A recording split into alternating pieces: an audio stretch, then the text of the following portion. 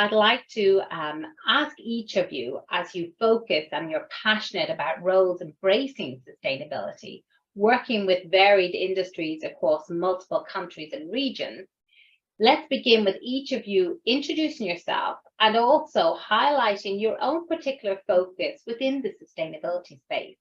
So Martin, can I start with you? Absolutely. Good morning, afternoon, and good evening, everyone. And thanks, Claire, for the introduction. So my name is Martin Bernard. I am Belgian, French speaker. I am a partner with Signium in Brussels. For the one of you that may not know Signium, we are a global executive search and leadership partnership present in roughly 40 countries, and that was formed 70 years ago. Actually, I guess that we are founding partner of the AESC. I have maybe a different path, a professional path that my colleagues here, because I start my career in management consulting, lived most of my life abroad. I was back in Belgium a few years ago, and working with executive search between 2009 to 2015, and this was in Brazil, and then back in executive search in Brussels for a couple of years.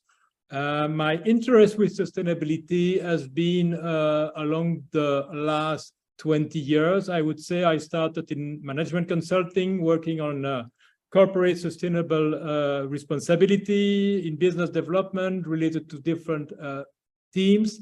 And then when I joined the executive search world, I was very interested to find the connection, and to the connection that I found and that I've been working on obviously are related to people and culture, and how this dimension brings to the transformation in organizations that are incorporating and embedding sustainability in their governance and their strategy. Okay, thank you, Martin. I'll be looking forward to hearing more insights from you. And as we move to the next panelist, I also would like to remind everybody today that we would like you to put your questions into the Q&A box as we move through the webinar. We will try and answer as many of those as possible. So Claire, can I move over to you? Thank you, Claire, and thank you for having me here today. Good morning, afternoon, and good evening to everybody. So I'm a managing partner with Boyden. Boyden is an international executive search firm, so we have over 70 offices in 45 countries. We have 3 distinct service lines: executive search, interim management, and leadership consulting. I'm based out of the UK, and my focus is actually supporting typically industrial manufacturing businesses, which are probably behind the curve in comparison to some sectors when it comes to sustainability. So I guess my interests, I hosted a number of CEO roundtables last year with a kind of a broad theme of sustainability and what it means to them as business leaders. And actually one CEO posed a very good question that kind of got everybody talking, which was around what are the backgrounds of these chief sustainability officers. They're kind of, it's a new function. Who are they? Who do they report into? Which basically kicked off a big piece of research that we did last year. We mapped the FTSE 250 and AIM listed industrial businesses and actually just looked for what was going on with all things related to sustainability appointments. So it will obviously be a growing theme, and I've got some insights to share with you today, so I'll be looking forward to sharing those with you. Oh, thank you, Claire. That's great. I'm really looking forward to hearing some more about that research that's been done and bringing in your insights to us. Scott, can I move over to you? Scott is in California, am I right? You are correct, Claire, and thank you again for the invitation to join this panel, and really pleased that I get to spend time with some of my colleagues who are just doing amazing work across the world in and around sustainability.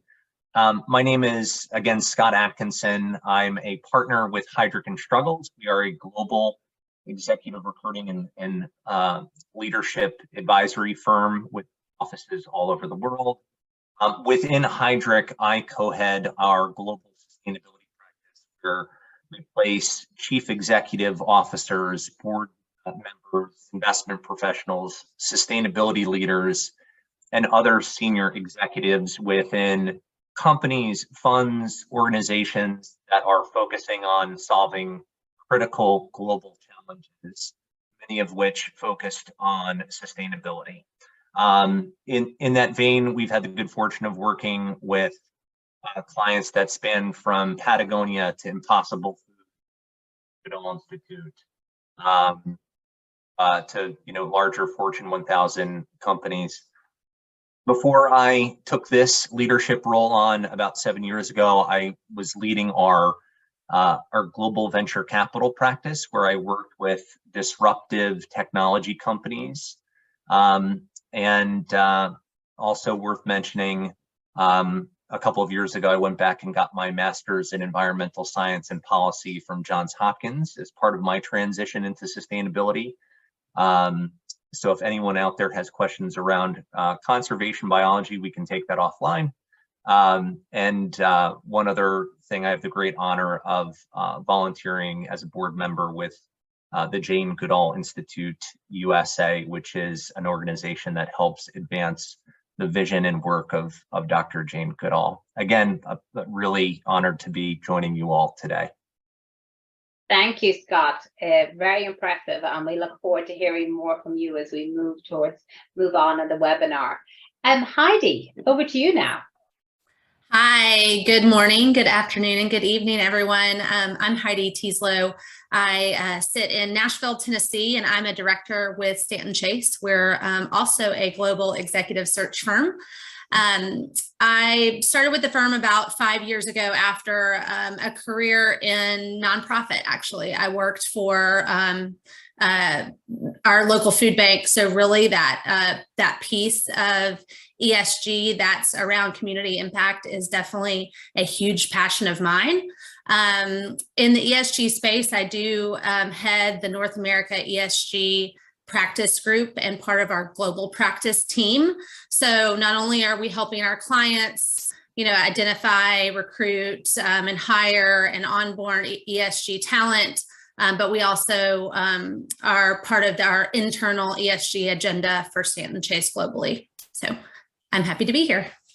Great. Thank you so much. That's really good. Again, I like to remind all of the audience that please put your questions into the Q&A box.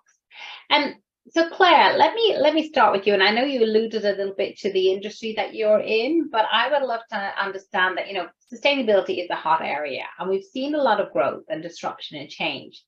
So it isn't just with the startups, but with the laggard industries that are moving forward and focusing on this. So what are the big trends that you've seen over the last few years on this?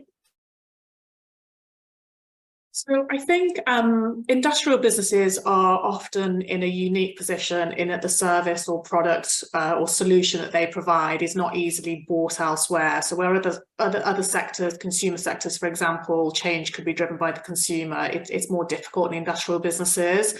But we've definitely seen a shift over the last few years in terms of the priority of sustainability on the board's agenda. So some of the trends that we saw, I think the first dedicated sustainability appointment we saw within the industrial FTSE 250 was actually 2018, but there was a huge number of appointments across 2020 and 2021, and it seems to have dropped back again in 2022. So there's potential links as the various different COP events as to whether that drives appointments and drives a focus on sustainability. And there is obviously some questions now around all the pressures on industrial businesses in terms of costs of energy, the insecurity in the supply chain, cost of shipping. Is that going to push sustainability down the agenda? So it's competing priorities, I think is difficult for most business leaders. Interestingly, our exec survey we did 2 years ago, we asked the talent and business leaders around sustainability and its priority. So from a talent point of view, it came up about 11th as an 11th priority for executive skills, but from a board priority, it was actually the second priority on our 2020 and 2021 survey. So lots of challenges, and I think it will kind of move up and down the list of priorities dependent on what's going on at a macro level. Thank you, Claire, for sharing that. And yes, we are seeing a trend as well that at a lot of board level, there is a large focus on sustainability. Actually, I'd like to move on to the next section. Now we're going to talk about position yourself for sustainability roles. And please, I encourage the audience to keep those questions coming in. An observation has come in that there's, when we talk about sustainability leadership, only in current since probably 2019, yet we're seeing job advertisements that are saying, do you have 10 years experience?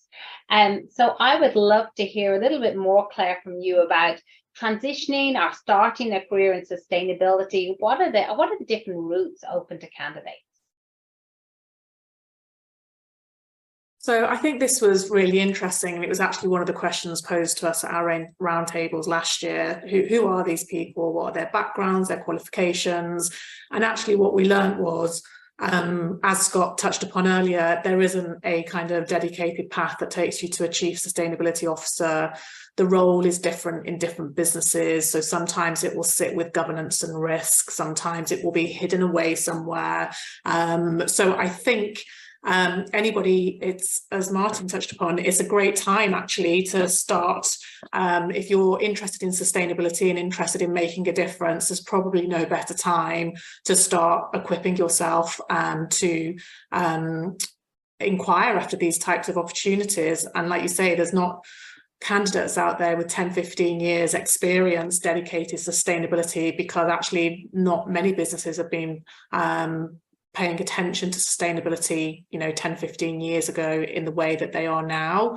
I will say that there are some outliers. Part of my kind of focus on industrial manufacturing businesses is actually identifying some of the ones that are doing things that are, really kind of market leading. So there are some businesses that are building their own wind turbines. There are businesses that are putting solar panels on their car parks. They're removing plastic from the supply chain. So there's loads of great businesses doing great things.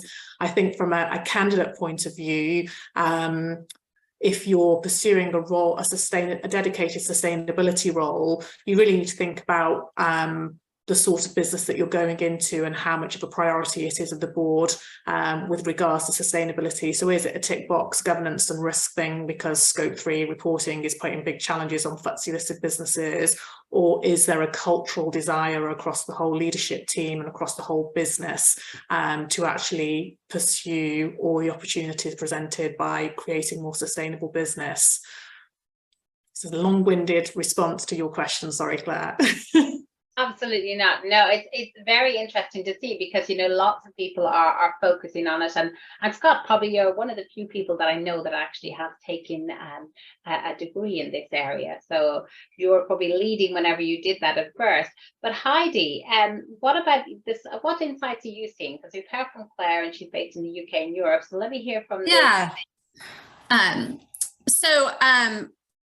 there's a lot of different avenues to go through when you're thinking of ESG and sustainability. And I think Nora asked, can the term sustainability and ESG be used interchangeably? I really feel like ESG is a pathway to sustainability. So wanted to kind of address that question there. I think it is, sustainability is often associated more with climate, but I really think that you have to look at it holistically as how your company or what company you want to work in is thinking about sustainability as a whole, including the social and the governance. But I feel like one good route is, first of all, if you're in a company right now that you may not have ESG or sustainability on your agenda or part of your responsibilities, but there's probably a group you can join within your company to help drive that initiative, which I think is really important. So showing your leadership that this is an area of interest. I was speaking with a candidate last week, and she works within manufacturing, and she heads ESG and their sustainability efforts within a manufacturing facility, and she's up for a position at corporate, and she will take that sustainability piece with her, but it's something she raised her hand for. It wasn't something that's part of her role. So making sure that your leadership team understands that. I also think there's opportunity outside of an organization and advisory roles. So that an ESG consultant, which will give you a lot of visibility within what companies are doing with their ESG strategies and how they can really embed that agenda within their business. I really like being able to see all those different strategies and initiatives. I think most importantly is understanding what part of sustainability you're interested in. You know, if we look at the sustainability goals, there's 17 of them. So which one, you know, you're not going to be an expert in all of them, but finding a company that you're drawn to that is within the area of sustainability that you're interested in.